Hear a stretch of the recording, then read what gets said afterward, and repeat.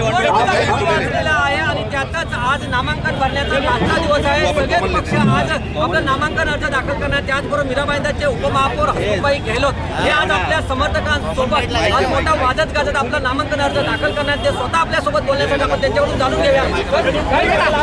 त्या भागामध्ये आज आपलं नामांकन अर्ज दाखल करणार, काय तुमची पहिली प्रतिक्रिया?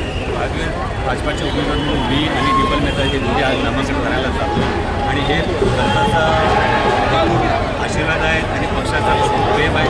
त्या अनुषंगाने आज मी करतोय. आशीर्वाद आहे काय प्रेम आहे त्या अनुषंगाने करायला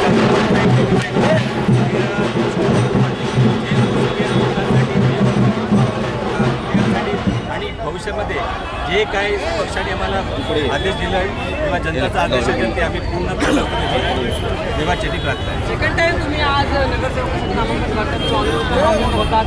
काय काय जे मुद्दे तुम्ही काय घेऊन लोकांसमोर घेऊन जाणार त्यावेळेला आणि तरुणांसाठी तुम्ही काय करणार? मग ते एकच ओळी तुम्हाला सांगू इच्छितो, जे जनतेसाठी असेल, जे लोकांसाठी असेल आणि जे शहरांसाठी असेल ते 100% आम्ही काम करू. हे होते हसमुखबाई गेहलोत. त्याचबरोबर त्या मीरा भाईंदरच्या 2017च्या महापौर ज्या होत्या डिंपल मेहता त्यासुद्धा आपल्यासोबत आपण त्याच्याकडून जाणून घ्या.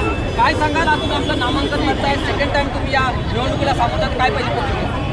मी सर्वप्रथम आमचे भारतीय जनता पार्टीचे सर्व वरिष्ठ आणि आमची लोकप्रिय जे जनता आहे त्यांचा सर्वप्रथम मी धन्यवाद करून महादेवचा आशीर्वाद घेऊन आता आम्ही आणि हसमुख गेहलोतजी नामांकन करायला जात आहात आणि सर्वांचा आशीर्वाद आहे, सर्व जनताचा आशीर्वाद मिळालेला आहे आणि महापौर होताना पण एक संधी मला या शहरामध्ये काम करायची दिली होती.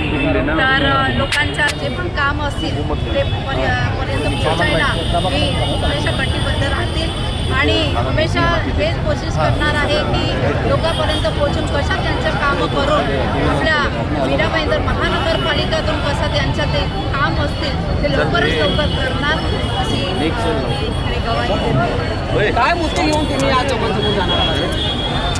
आमच्या काही पण आहे. आमचा एकच मुद्दा आहे ते आहे विकास.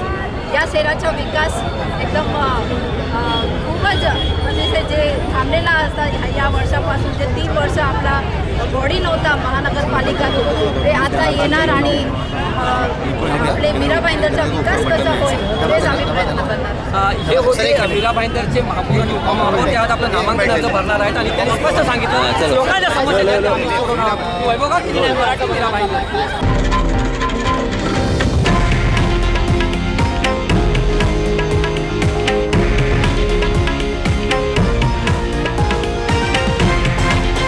हे आहे देशातील नंबर 1 न्यूज नेटवर्क आणि आपण पाहत आहात TV9 मराठी, एकमेव.